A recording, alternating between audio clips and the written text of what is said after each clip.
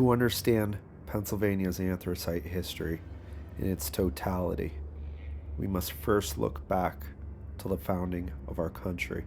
In the Wyoming Valley, names of coal breakers and the mines were clearly named after locally historic and powerful figures. Names like the Butler, Dorrance, Westmoreland, and the Sullivan Trail are such examples. But who were these men and places? For insight to that, we must look to America's war for independence. Not many people in contemporary times pay attention to the former historical site of the Battle of Wyoming, located just outside of Wilkes-Barre, Pennsylvania. A researcher, upon reading Native American or white American histories, may never come across accounts of this pivotal battle.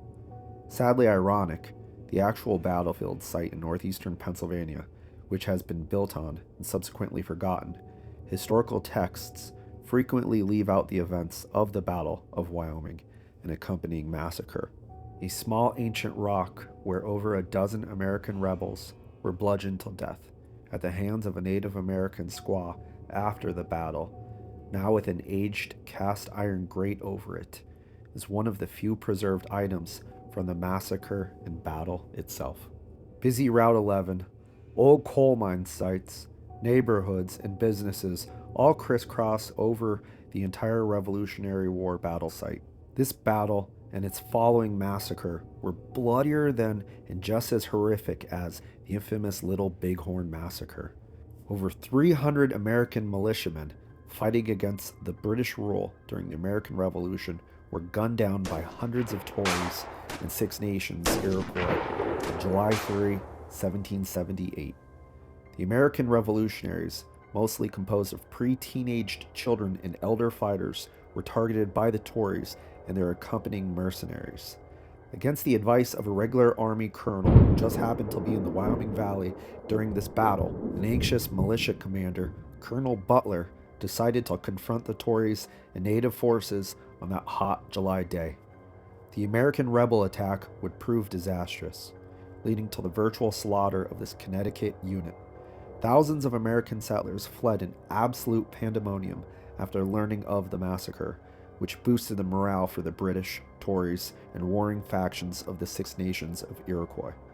The massacre was undoubtedly a gruesome display of barbarity at the hands of the Tories and the mercenary Iroquois. The American rebels would ultimately strike back at the very heart of the Six Nations and use the massacre as a call to duty. This video will discuss the Battle of Wyoming and subsequent massacre from the American point of view. Some light will be shed on the American response to the Iroquois country and the horrors witnessed there. The Americans themselves targeted dozens of Iroquois villages, crops, and its populace.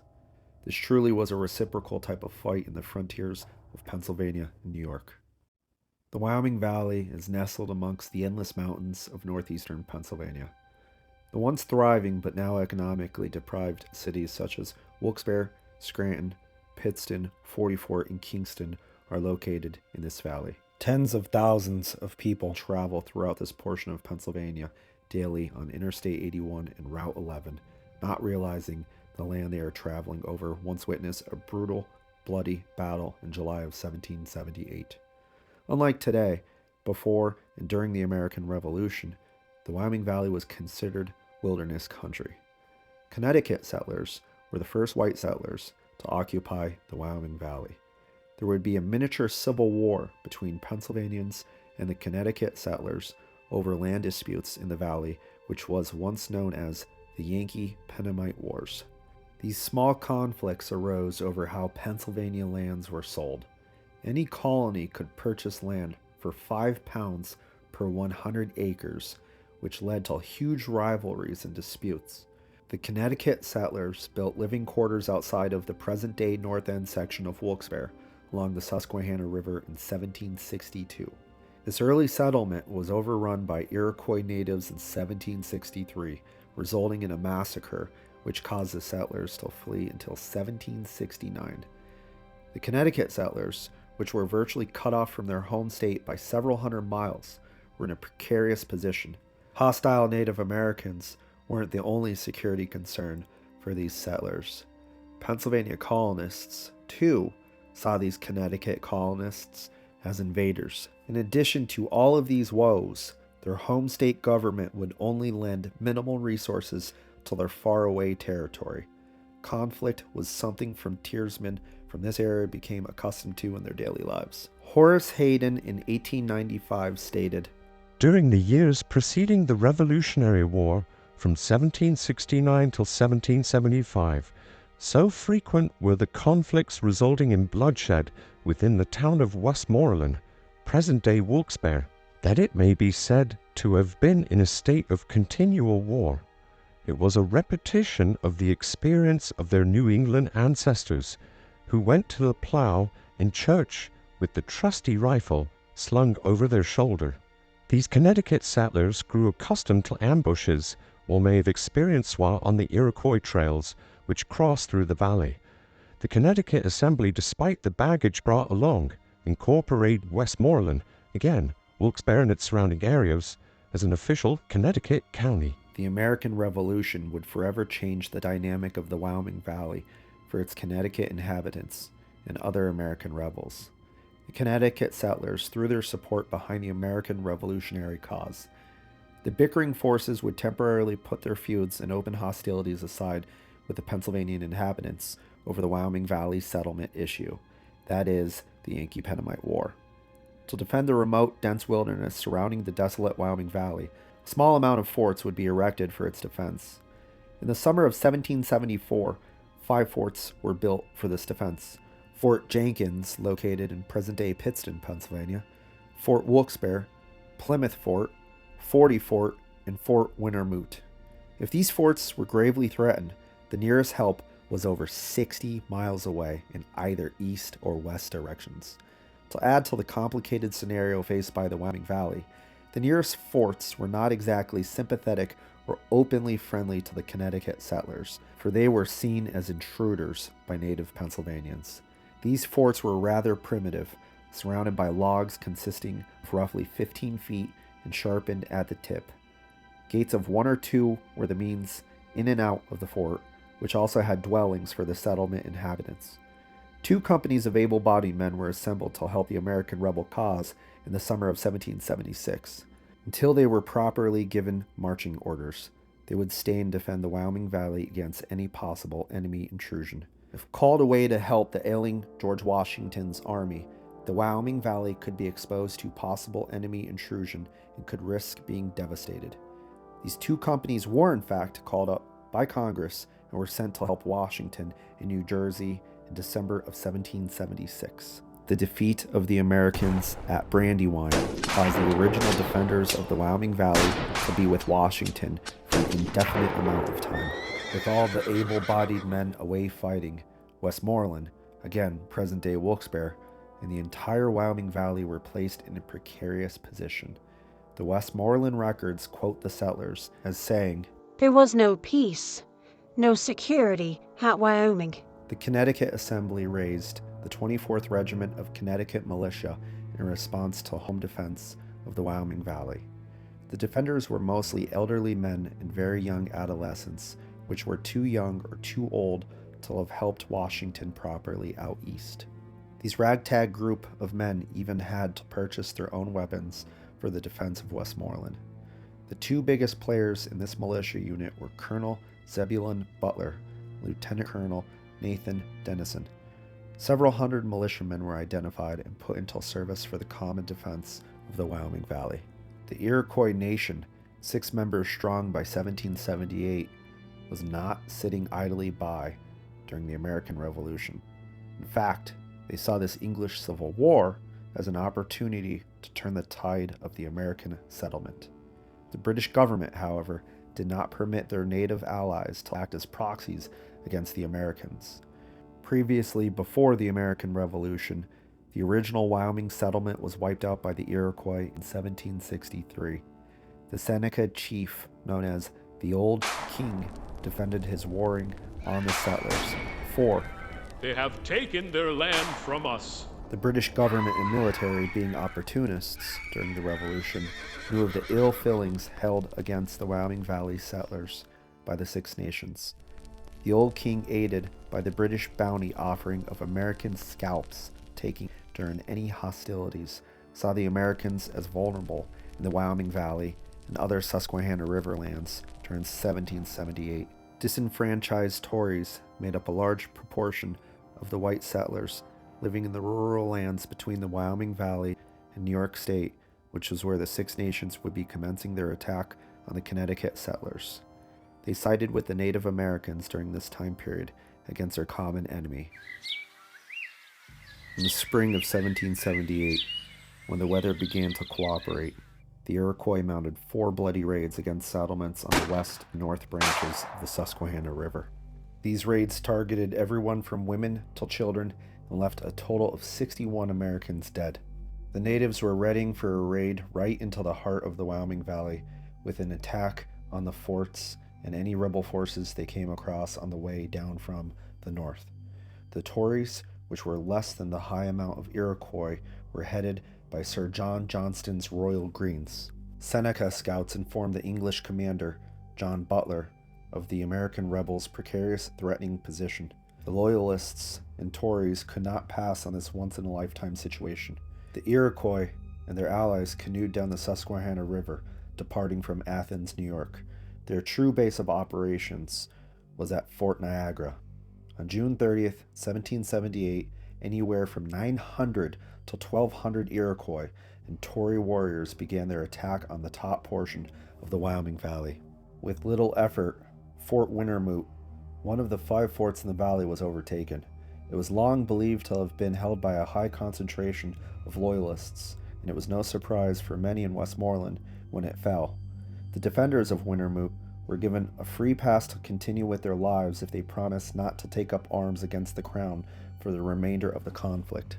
Hayden, on this topic, states from first-hand accounts that this garrison, Wintermoot, shall not bear arms during the present contest, and Major Butler promises that the men, women, and children shall not be hurt either by Indians or Rangers. The supposed American rebels here also simply handed over their weapons, caches, and ammunition, which definitely raises the historical question as to their true allegiance. The commander, Lieutenant Scoville of Wintermoot, was given a free pass to exit the valley after the defeat and subsequent massacre, which truly is a bizarre instance of kindness given the brutal events against the settlers. The next fort, which came under attack by the overwhelming native forces, was Fort Jenkins in present-day Pittston along the Susquehanna River. On the same day that Fort Wintermoot was taken, Fort Jenkins and its 17 defenders, most of whom were elderly, was to be attacked. 8 men from the fort went out to do farming and only had 2 firearms with them. When done with the day's work, they were shot down by a hail of heavy fire from hidden Tory and Iroquois forces. After these men fell, being overpowered by numbers, were cut to pieces in the most shocking manner, many holes of the spears in their sides, their arms cut to pieces, tomahawked, scalped, and their throats cut, with the main defenders either killed or taken prisoner. The remaining defenders of Fort Jenkins fell. 2 forts of 5 were now under Iroquois, Tory, and British control. News of the Loyalist and native attacks reached the remaining defenders of Westmoreland in quick succession. If one was to stand at the present-day site of Fort Jenkins, the site of the July 3, 1778 battlefield was only a mile downstream on the Susquehanna River. Even if news of the assaults did not come about from first-person accounts, the defenders and inhabitants would have heard the heavy gunfire and screams travel down the scenic, tranquil waters of the majestic Susquehanna River. The remainder of the defenders congregated and amassed in 40 Fort, which was on the opposite side of the Susquehanna River from Fort Jenkins, exactly on the other side of present-day Plains Township. This fort was the biggest one left in the American rebel force hands. Ironically, Colonel Zebulon Butler was on a rest period from the Continental Army and back home in Westmoreland County. He was immediately put in control of the resistance forces due to his nearly lifelong military experience stemming from the French and Indian War till the American Revolution. The American Butler was a confidant of General George Washington. Even more interestingly, was the possibility that he was related through blood with the John Butler heading the hostile forces against him. This possibility was raised but never proven or disproven.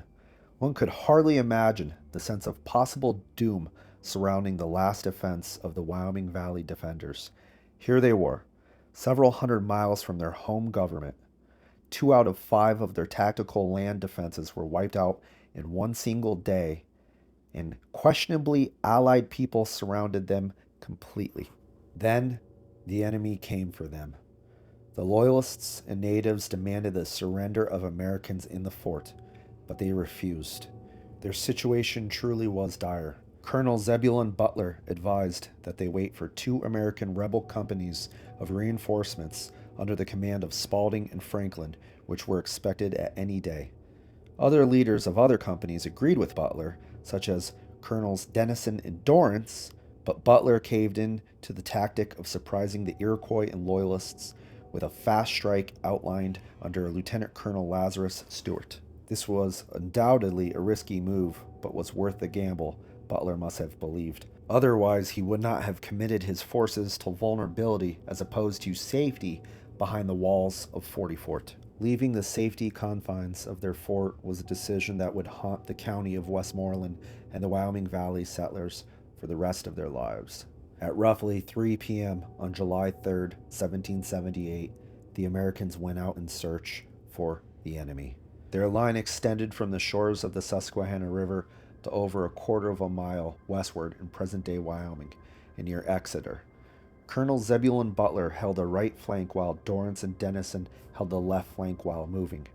The Iroquois and Loyalists retreated until the American left flank was vulnerable in an open swamp on their left flank. At that point, the Iroquois appeared behind Dennison's men and started to fire. Dennison gave an order to Whittlesey's company to reform their line with the main marching line. This created much confusion and fear under the heavy fire, which caused the Americans on the left flank to believe that a retreat order had been given. The Loyalists and Iroquois maneuver had greatly worked, most likely to their surprise at what a quick turn of events that had just transpired. With fear in the American ranks, panic arose, and men began running as fast as they could to escape for cover.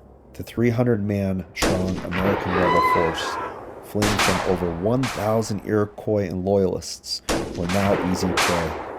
Hand-to-hand combat ensued. Where men fell, they were beaten to death, stabbed, tortured, and scalped.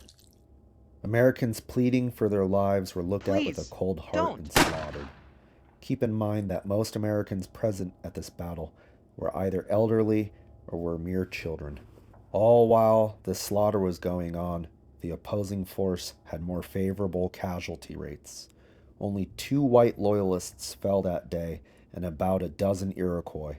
The Native American Old King was to have been heard ordering his men to take the brunt of the attack against the Americans for fear of friendly fire against Loyalists, mistaking them for American rebels. The Senecas, under the Old King, agreed to the Loyalists that they would not harm any women or children, which was largely observed. One could argue, however, that large numbers of children were slain unnecessarily on the battlefield under the most inhumane of conditions on July 3rd, 1778. Anyone who tried to surrender was simply killed on the spot despite any pleas. Immediately after the battle ended, all American rebel males were targeted for extermination and were subsequently hunted down. By the time it was all over, Colonel John Butler had collected 227 American scalps. John Butler became infamous for the massacre due to his inability to restrain the natives from the sheer carnage they conducted. He was referred to as Butcher Butler after that hot July day.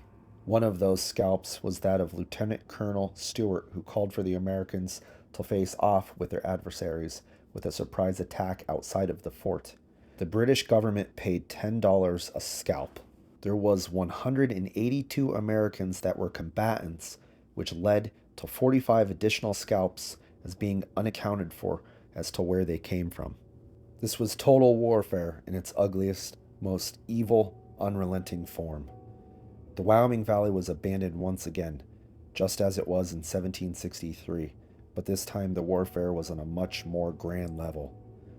The Wyoming Valley sat idly by for those that dared to enter it after the battle, for they risked their lives and often paid a heavy price. This was the case of John Abbott, who returned to see if anything remained of his crop. He and a friend of his were spotted by the natives and scalped on present-day West Carey Street in Plains Township, where a memorial marker honors where they were murdered. A woman by the name of Mrs. Myers perfectly sums up the scene of July 3rd, 1778. The valley, then, seemed all on fire. The details of the ensuing massacre are atrocious. The events of that day were so horrific that even in 1838, the survivors still referred to the natives as savages. One will see why they held on to so much hostility, perhaps, after reading this paragraph. Not only were men cut down like animals, but their crops were destroyed and their houses burnt. The destruction did not end with the individual's property. Anderson Dana, who was a young man during the battle, stated to Congress that, "In the valley, the demon of destruction completed his work. Scarcely an inhabitant remained. Every house was rifled and burnt. The sweep was universal. Everything was destroyed." Captain Blanchard stated he could see naked white men running around a fire near the Susquehanna River after the battle, could hear the cries of agony, could see the savages following them with their spears. It was a dreadful sight. Mrs. Bidlack lost 5 out of 7 of her family members during the battle and stated the Indians stayed for 10 to 14 days in order to destroy and raid the Westmoreland settlement. Mrs. Carey lost 7 men from her family in the battle, and her farmhouse was destroyed. Mr. Inman lost 4 brothers that year, one dying in November after returning and being beaten, shot, and scalped to death. Roger Cyril states that he and another man by the name of William Buck, a boy of about 14, stood together in the fight, and when they were obliged to retreat, fled together. The Indians in close pursuit. An Indian or white man called, "Stop, and you shall have quarter." Buck, almost exhausted, was fain to listen to them, and stopped. They struck a tomahawk into his head. Squaws were seen wearing American scalps around their waists during the massacre, according to Ishmael Bennett. Mr. Bennett also witnessed a man that was helping his family flee. This man, while holding his child, was tomahawked to death. His screaming wife was given their unharmed but blood-soaked child, who was covered in the father's blood, back to her by the very man that had just killed her husband. Mr. Slocum and Mr. Tripp attempted to return in December of 1778. Both being elderly, were captured by natives and were speared, shot, and scalped. This fight continued on well until 1779, culminating on an attack in Wilkes-Barre. The Americans fought back and won, both sides losing men, however. Westmoreland was spared when the natives attacked with several hundred fighters, looking for a repeat of 1778. The years from 1778 till 1779 were utterly bloody for this small, scenic valley nestled amongst 2 mountains. Even if a person survived the barbarity, they could not return to their destroyed settlements. The bodies of the slain American rebels sat in the open fields, along the river, and wherever they fell during the battle. Wolves and other creatures tore apart their bodies. It would be months to years until most of them were found and buried. Even 2 years after the battle had concluded, people were still being killed throughout the Wyoming Valley by Native American forces. One such example is that of Roswell Franklin, a mother with an infant who had returned to the Wyoming Valley in 1780. On her first night back to the Wyoming Valley since fleeing 2 years prior, she was unfortunately shot by Native Americans and killed. Her baby was taken and never found. To add insult to injury, sadly, these Connecticut settlers were purposely left out when paid restitutions by the Pennsylvania state government for losses incurred during the battle some years later. For the Connecticut settlers were still deemed unwelcome and as invaders by the Pennsylvanians. Even Connecticut didn't want to pay the survivors of the battle for their wages they earned while serving under the militia. After the battle in 1778, the news of the defeat of the Wyoming Valley and the following massacre was unnerving. Individuals within the valley were in full retreat mode, which had an atmosphere of pure pandemonium. Up and down Pennsylvania and New York, Americans were fleeing. The settlers, many women and young children, fled to Fort Augusta, which is in present-day Sunbury, or to Stroudsburg or Easton. Some individuals fled on foot through the heavy wilderness, following ancient Indian paths to Fort Augusta, which was a distance of more than 60 miles, yet completed the trip in 2 days.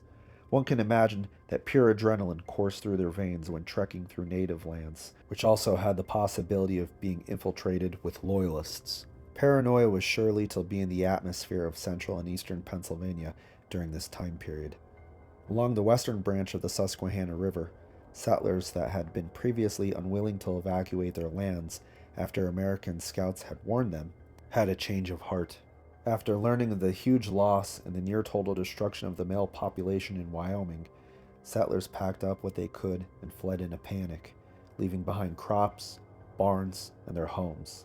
Thousands of Americans fled the entire Susquehanna River region in what was known as the Great Runaway.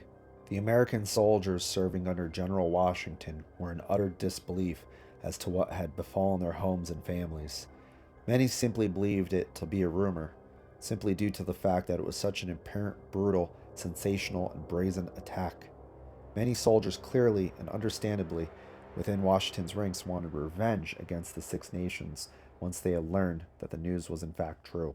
And revenge they would get. The Americans were not the only ones who experienced brutality, however, during the American Revolution. Americans themselves committed heinous acts in the name of revenge for what occurred in the Wyoming Valley and elsewhere. General George Washington was rightfully outraged at the natives and British for their daringly brutal attack on Westmoreland and other settlements. The Americans would respond with ferociousness of their own. In the summer of 1779, Washington sent General Sullivan up north into Iroquois and British-controlled areas. Sullivan had specific orders from Washington which stated, to carry the war into the heart of the Six Nations, to cut off their settlements, destroy their next year's crops, and to do them every other mischief of which time and circumstances will permit. This would be total war. General Washington's men had to construct a new pathway to the heart of the Iroquois country through thick wilderness known as Sullivan's Trail. This path is still present in Easton, Wilkes-Barre, and Route 6 near Wyalusing, Pennsylvania. Near Elmira, New York, thousands of Americans and Iroquois British Loyalist forces would fight a fierce battle known as the Battle of Newtown. The Americans prevailed and conducted a scorched earth policy which consisted of destroying all crops in sight, the burning of 40-plus villages, and brutality against Native Americans. Crops were in overabundant amounts, which resulted in much effort by the Americans to destroy them. For the most part, during the Wyoming Massacre, the Six Nations Iroquois did spare women and children, unlike the Americans who did kill women and children later on in upstate New York. The upper Susquehanna lay in ruins from the hands of the American rebels, while the lower Susquehanna lay in ruins from the natives. The natives were pushed all the way back to Niagara. The Americans had their revenge for Wyoming. Every year at the Wyoming Monument site, which houses the remains of the fallen from the battle and massacres, a memorial service takes place. Here, nestled amongst large, lumbering old trees and a few cannons, sits the large concrete and rock sphere monument with the remains of those who fought and died that day. Due to so much time passing, one can easily forget what horrors transpired on that warm July day. Steuben Jenkins on July 3, 1878 may have summed up the plight of the American militiamen that day, stating, "The American militiamen at Westmoreland, they were not soldiers, trained and inured to martial services, well armed and equipped for the fray. They had no great commander with an army of veterans, going forth conquering and to conquer, till state his mad ambition or wreak his vengeance upon an innocent, unoffending people. There was no one among them who possessed an absolute command. They were principally old men and boys unfit for the active and arduous duties of the field, who, from inefficiency, had remained at home, while the young men, better fitted for those active and arduous duties, were serving in the distant ranks of our country's defenders. There was no war of ambition, of plunder, or of revenge on their part. It was to save themselves and their families from butchery, their homes from the torch of the incendiary, their flocks and herds from being slaughtered or driven off, their harvests from being destroyed, and their liberty from being overthrown. We cannot talk or judge of them as soldiers, for soldiers they were not. We cannot talk of them as an army, for an army they were not. They were simply a hasty gathering of rural settlement for defense against their invaders. As such I shall speak of them today. As such we must judge of their acts. This is a great observation on the part of Mr. Jenkins. Up until the early 1900s, dignitaries and American presidents paid respect to the dead of the massacre by holding a yearly memorial service at the monument site. It is now largely forgotten in textbooks nationally and even at the local level. Even Native American texts leave out this pivotal battle and massacre. This is largely a forgotten aspect of the American Revolution and continues to be overlooked by many historians. All one will see of this old battlefield site today is an old rock with a piece of anthracite breaker screen over it. This rock has a sinister past to it, however. On this rock, one by one, over a dozen American rebels had their skulls smashed in by a Native American squaw after they had surrendered. The large memorial that was built in 1843 has the remains of 83 Connecticut militiamen in it. Thousands of cars race past this memorial each day on busy Route 11, undoubtedly most people not even giving it a second thought. Even worse, most of those people have probably never even heard of the battle and have lived in the Wyoming Valley for their entire lives. Yet perhaps this battle shaped American Indian policies towards Native American combatants, which bordered on the level of genocide. Americans witnessed this act of barbarity at the hands of a powerful Native nation even before the U.S. officially became a nation. Perhaps an element of mistrust and paranoia based around events such as the Battle of Wyoming fueled hostile policies towards natives well into the 19th century. The end. Alright, yeah. That was a little dark. This must be retold, however, because it's unfortunately becoming largely forgotten. So, please be sure to like and subscribe if you haven't already. And as always, thank you so much for watching this. I appreciate it so much. See you later.